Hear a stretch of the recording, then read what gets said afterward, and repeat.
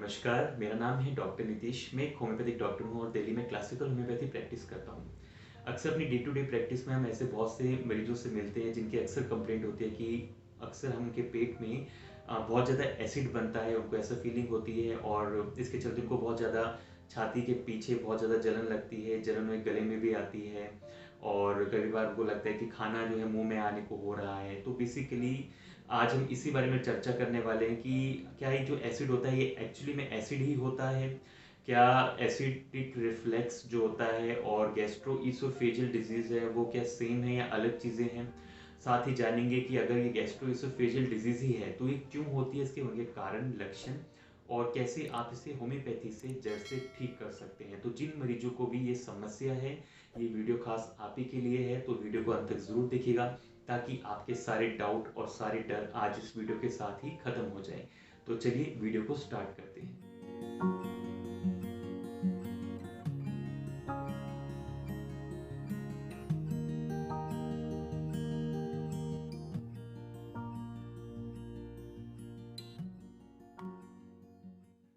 दोस्तों, gastro-oesophageal disease को समझने से पहले ज़रूरी समझा जाए कि बेसिकली एसिड रिफ्लेक्स क्या होता है। देखिए, जो भी आप खाना खाते हैं वो आपके फूड पाइप से यानी ईसोफेगस से होते हुए स्टमक पे पहुंचता है। ईसोफेगस और स्टमक के बीच में एक पॉइंट, एक जंक्शन होता है जिसको कहते हैं लोअर ईसोफेजियल स्फिंक्टर। बेसिकली एक मसल होती है और इसका काम ये होता है जो भी खाना ईसोफेगस से जब स्टमक में आता है तो ये ओपन होती है और इस तरह से खाना एक ही डायरेक्शन में यानी स्टमक में जाता है। ऐसा होने के बाद ये स्फिंक्टर बंद हो जाता है ताकि खाना वापस ना जाए, यानी कि रिफ्लेक्स ना होए। तो ये स्फिंक्टर का काम होता है। जैसे ही खाना स्टमक में पहुंचता है तो स्टमक का जो बेसिकली लाइनिंग है, जिसको कि गैस्ट्रिक म्यूकोजा कहते हैं, वो बेसिकली अपना काम शुरू कर देता है यानी खाने का डाइजेशन स्टार्ट कर देता है। डाइजेशन के लिए जो म्यूकोजा है वो बहुत से केमिकल्स को रिलीज करता है, जिनमें से एक होता है हाइड्रोक्लोरिक एसिड, जो इसका मेन केमिकल होता है। इस एसिड का काम होता है खाने में प्रेजेंट प्रोटीन को डाइजेस्ट करना। हालांकि ये एसिड होता है बट इससे स्टमक को कोई नुकसान नहीं होता, क्योंकि स्टमक की जो लाइनिंग है वो एक म्यूकस, एक तरल प्रोड्यूस करती रहती है जो कि स्टमक को इस एसिड की तरफ रेजिस्टेंट बना देती है।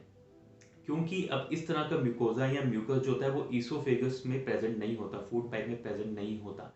तो अगर किसी कारण से जब ये एसिड या जो आपका खाना एसिड से मिक्स हो चुका है, जब ये आपको लगे आपके बेसिकली ईसोफेगस में एंटर करे, जिसका ये इंडिकेशन होता है कि मरीज को यहाँ पर चेस्ट के पीछे बहुत ज़्यादा जलन हो, दर्द हो और साथ ही उनको हार्ट बर्न हो, मुंह में कड़वा पानी आने लग जाए, तो इसको ही हम एसिड रिफ्लेक्स कहते हैं।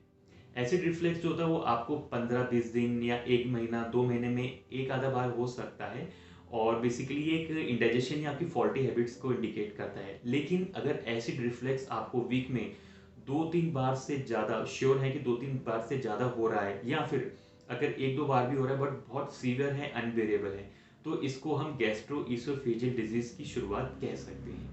समझते हैं कि बेसिकली गैस्ट्रोइसोफेजियल डिजीज होती क्यों है। जैसा कि हमने डिस्कस किया कि ईसोफेगस और स्टमक के बीच में होता है लोअर ईसोफेजियल स्फिंक्टर। अगर किसी कारण से जब ये स्फिंक्टर आपका अपना काम ढंग से ना कर पाए, यानी कि ढंग से ये प्रॉपरली क्लोज ना हो या प्रॉपरली इसको कहें कि हम बंद ना हो, और ऐसे केसेस में क्या होता है जो भी आपका एसिड है या डाइजेस्टिव जूसेज हैं जो खाने के साथ मिक्सड है, बहुत ज़्यादा चांसेस रहते हैं कि आपके आपके स्टमक से ईसोफेगस में एंटर कर जाए और आपके खाने की जो पाइप है, फूड पाइप है ईसोफेगस, उसको इरिटेट करे। इसके अलावा बहुत से रिस्क फैक्टर्स होते हैं जो आपको ईसोफेगस बेसिकली जो रिफ्लेक्स अटैक्स है इसको बढ़ावा दे सकते हैं। सबसे पहला आता है स्मोकिंग। स्मोकिंग की हैबिट्स आपको रिस्क बेसिकली प्रोड्यूस करती है इस बीमारी को डेवलप होने का। देन आपकी एडिक्टिव हैबिट्स हो गए, यानी कि अगर आप कोई बहुत ज़्यादा ड्रिंकिंग में इन्वॉल्व है, खासकर कि बेसिकली आप कैफीन बहुत ले रहे हैं, आप सोडा ले रहे हैं, बीवरेजेस ले रहे हैं या एल्कोहलिक ड्रिंक्स ले रहे हैं, तो भी अटैक होने के चांस बढ़ जाते हैं।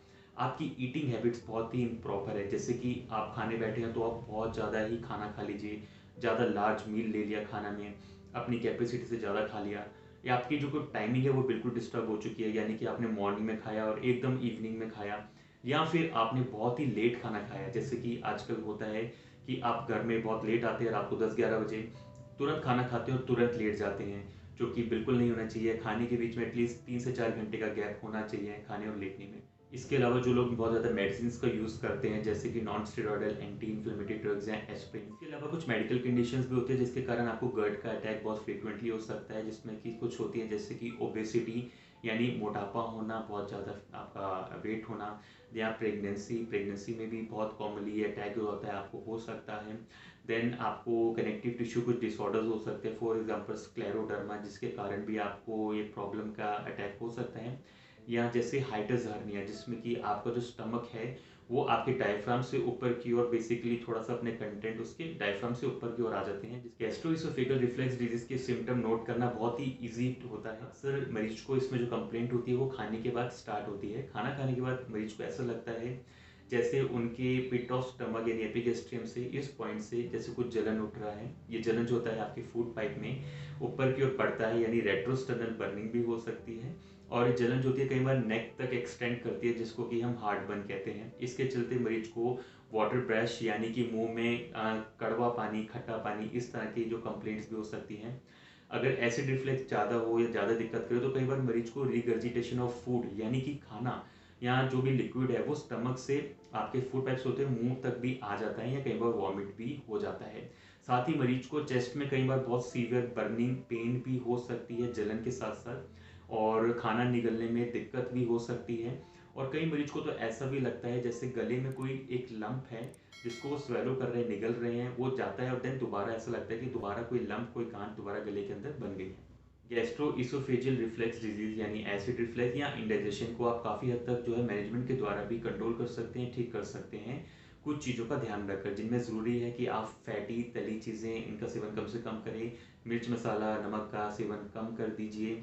जो सिट्रस फूड है, खट्टे फ्रूट हैं या फूड है जो, या फिर बेसिकली आपका जो ये पाइनएप्पल्स है इनका यूज़ कम करिए, टोमेटो गार्लिक अनियन का यूज़ कम करिए, आपकी एडिक्टिव हैबिट्स को छोड़ दीजिए जिसमें कि स्मोकिंग, ड्रिंकिंग बेवरेजेस जैसे कि टी, कॉफ़ी, सोडा, या जो कैफीन रिच ड्रिंक्स हैं, एनर्जी ड्रिंक्स, या फिर जो अल्कोहल है इनका सेवन कम कर दीजिए या बंद कर दीजिए। साथ ही लाइफस्टाइल में चेंज बहुत ज़रूरी है। इसमें सबसे इम्पोर्टेंट है एक साथ ज़्यादा खाना खाने की बजाय ब्रेक में, थोड़े थोड़े ब्रेक में छोटा और प्रॉपर बैलेंस डाइट लीजिए, ग्रीन वेजिटेबल्स लीजिए, इजी टू डाइजेस्ट फूड लीजिए, रफेज सैलेड हो गया, पानी प्रॉपर्ली पीजिए, वेट लूज पे फोकस करिए अगर आपका वेट ज़्यादा है, एनजाइटी और स्ट्रेस को बेसिकली बहुत दूर रखिए अपने से, और खाने और सोने के बीच में प्रॉपर टाइमिंग ज़रूरी है ताकि आपको इनफ टाइम मिले खाना डाइजेस्ट होने के लिए, यानी 3 से 4 घंटे का गैप रखिए। तो बेसिकली अगर इस तरह से मैनेज करते हो तो काफ़ी हद तक अपने सिम्टम्स को आप जो है विदाउट मेडिसिन भी कंट्रोल कर सकते हैं। ट्रीटमेंट की बात की जाए तो सबसे कॉमनली जो पेशेंट्स हमारे पास रिपोर्ट करते हैं वो बेसिकली जो होते हैं एंटी एसिड्स खा रहे होते हैं, या कोई डाइजेस्टिव बेसिकली सिरप पी के आ रहे होते हैं।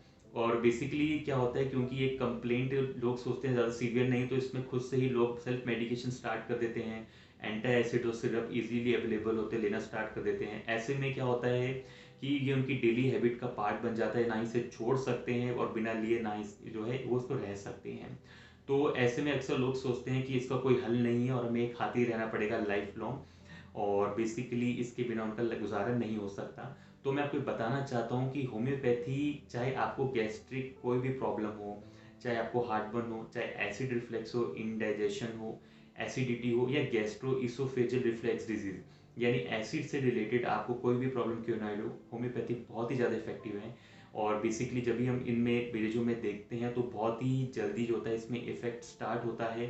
हाँ, अगर आपकी प्रॉब्लम क्रॉनिक है तो पूरी तरह ठीक होने से समय ज़रूर लग सकता है, बट इसमें आपको रिजल्ट 100% मिलता है। और समय के साथ जो होता है हम आपकी ये दवाइयाँ जो आप खा के आ रहे होते हैं इनको भी बंद करा देते हैं। तो मैं आज आपसे डिस्कस करने वाला हूँ कुछ मेडिसिन जो कि हम एक्यूट कंडीशन में आप मरीजों को दे सकते हैं। यानी कि अगर आपको लगता है आपको हाल फिलहाल 5-10 दिन, 15 दिन, 20 दिन से ये प्रॉब्लम हो रही है, पहले नहीं थी, तो आप ये दवाइयाँ जो मैं आपको बता रहा हूँ आप ये ले सकते हैं। दोस्तों, पहली मेडिसिन आती है एंटियम क्रूड। एंटियम क्रूड अक्सर उन मरीजों को दी जाती है जिनको कि बहुत ज़्यादा ओवर ईटिंग होने के बाद पेट में दिक्कत होती है, यानी जब ये लोग बहुत ज़्यादा कुछ ऐसा खा लें, बहुत ज़्यादा ओवर ईटिंग कर ले, और इसकी वजह ये होती है क्योंकि इनका स्टमक होता है वीक, वो ज़्यादा लोड नहीं ले सकता, डाइजेशन होता है वीक।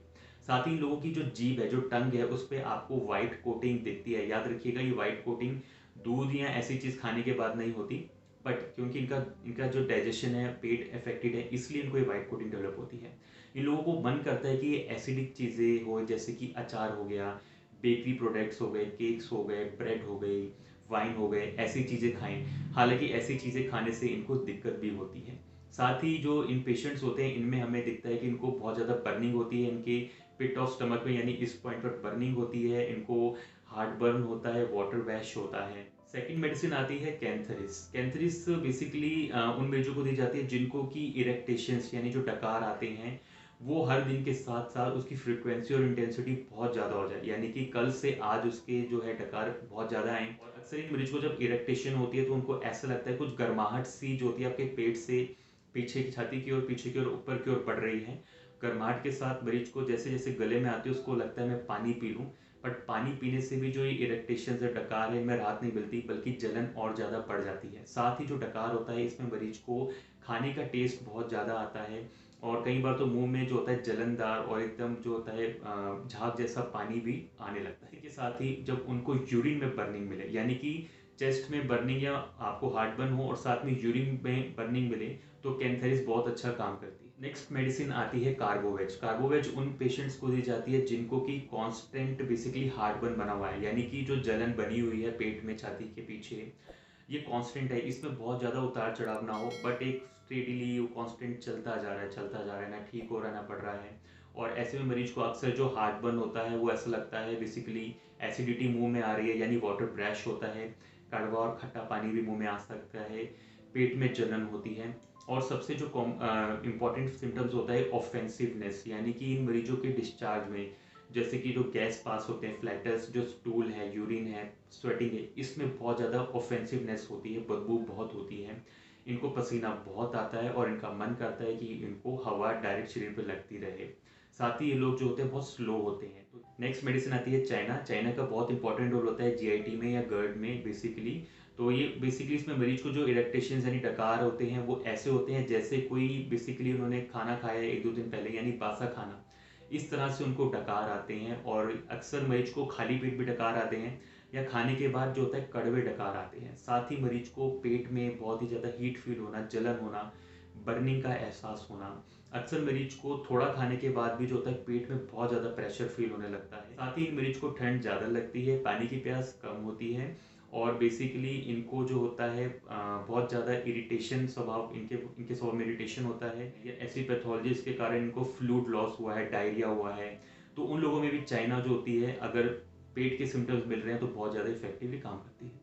दोस्तों नेक्स्ट मेडिसिन आती है लाइकोपोडियम। लाइकोपोडियम बेसिकली उन मरीजों को दी जाती है जिनको कि बेसिकली जो इरेक्टेशन जो होती हैं बहुत ज़्यादा होती है, हार्ट बर्न होता है और ये खाने के बाद जो होता है तुरंत स्टार्ट हो जाता है। हार्ट बर्न के साथ उनको ऐसा लगता है कि चेस्ट पे कोई वेट है, कोई पत्थर रख दिया गया है और इसके कारण उनको ब्रीदिंग में प्रॉब्लम होती है। जैसे कुछ लोगों को गैस बनने से ब्रीदिंग में दिक्कत होती है, ऐसे ही इनको ब्रीदिंग में प्रॉब्लम होती है। अक्सर इनको पिट ऑफ स्टमक यानी इस पॉइंट पर अगेन जलन होगी, एसिडिटी होगी और समय के साथ ये एसिडिटी फील होता है कि ऊपर बढ़ते हुए इनके गले में, इनके मुंह में भी बेसिकली वो एसिडिटी पहुंच जाती है। साथ ही जिन लोगों को गर्मी लगे, पानी की प्यास कम हो, जिनको कि गर्म चीज़ों की डिज़ायर हो, पीने में या खाने में तुरंत गर्म खा सके, कॉन्स्टिपेशन की हिस्ट्री हो और राइट साइडेड कंप्लेंट रहे हो बॉडी में, चाहे कोई चोट हो, फ्रैक्चर हो, कोई बर्थ मार्क हो, कुछ भी राइट साइडेड हो, जब ये पूरी पिक्चर्स आपको मिले तो लाइकोपोडियम जो होता है बहुत अच्छा काम करती है। दोस्तों ये कुछ मेडिसिन है जो मैंने आपसे डिस्कस करी हैं। ये आप बेसिकली एक्यूट केसेस में, यानी जिनको कि 2 हफ्ता 3 हफ्ते से दिक्कत है, उनको ये मेडिसिन आप दे सकते हैं। इसको आपने 2 सप्ताह में एक बार देना है, यानी अगर आप आज इसे देंगे तो आधे कप पानी में जो भी दवाई देना है उसकी 2 बूंदें देंगे और मरीज को उसके बाद जो है अगले 15 दिन तक आपको ये दवाई नहीं देना। 15 दिन बाद जो है अपनी सेहत में सुधार देखिए, अगर आपको 80 to 90% पहले से बेटर लगता है तो आप ये दवाई भूल जाइए, आगे आपको रिपीट करने की ज़रूरत नहीं है। लेकिन अगर आपको लगे कि 20-30% सुधार है या बिल्कुल नहीं है तो 15 दिन बाद दोबारा आप इसको एक बार रिपीट करिए।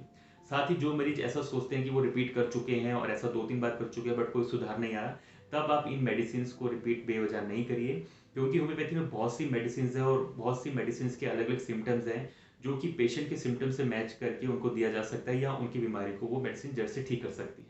साथ ही जिन मरीजों को क्रॉनिक गर्ड यानी गैस्ट्रोइसोफेजियल रिफ्लेक्स डिजीज है, यानी कि महीनों सालों पुराना वो बहुत से मेडिसिन खा रहे हैं, कोई रिलीफ नहीं आ रहा, देरी दवाई खा रहे हैं, ऐसे लोगों को ये दवाइयाँ बिल्कुल नहीं लेनी, क्योंकि उन केसेस में अप्रोच बिल्कुल डिफरेंट हो जाएगी। उस केसेस में हमें मरीज की प्रॉपर हिस्ट्री यानी केस स्टडी करना पड़ता है, क्योंकि होम्योपैथी जो होती है वो पेशेंट को इंडिविजुअलाइज करती है। इंडिविजुअलाइज से मतलब होता है कि तब जो मरीज को बीमारी है, बीमारी के साथ साथ मरीज की अपने भी बहुत से सिम्टम्स होते हैं, हमें उन्हें भी समझना पड़ता है। तो बेसिकली अगर आप इस तरह से होम्योपैथिक ट्रीटमेंट लेते हैं तो आपकी बीमारी जड़ से ठीक होगी। इसके लिए आप चाहे तो अपने नियरेस्ट किसी भी होम्योपैथिक डॉक्टर से कंसल्ट कर सकते हैं, उनके एडवाइस को फॉलो करके जड़ से ठीक हो सकते हैं, या आप चाहे तो आप हमसे ऑनलाइन कंसल्टेशन भी ले सकते हैं नीचे दिए गए व्हाट्सएप नंबर पे। तो दोस्तों आशा करता हूँ आज जो भी हमने डिस्कशन किया है अबाउट गार्ड यानी गैस्ट्रोइसोफेजियल रिफ्लेक्स डिजीज, इससे आपको काफ़ी मदद मिली होगी, आपका डर खत्म हुआ होगा, होम्योपैथी में आपका विश्वास बढ़ा होगा, और इसके द्वारा जो है आप और लोगों की मदद करने में भी उनकी सहायता करेंगे। तो दोस्तों फ्यूचर में भी ऐसे ही मेडिकली ऑथेंटिक वीडियोस के रेगुलर अपडेट्स पाने के लिए चैनल को जरूर सब्सक्राइब कर लीजिए, वीडियो को लाइक शेयर ज़रूर करिए, और इसी के साथ मिलते हैं नेक्स्ट टाइम एक नई वीडियो के साथ। तब तक आप लोग स्वस्थ रहें, सेहतमंद रहें, और इसी तरह से अपने और अपने परिवार का ध्यान रखिए। मिलते हैं नेक्स्ट टाइम।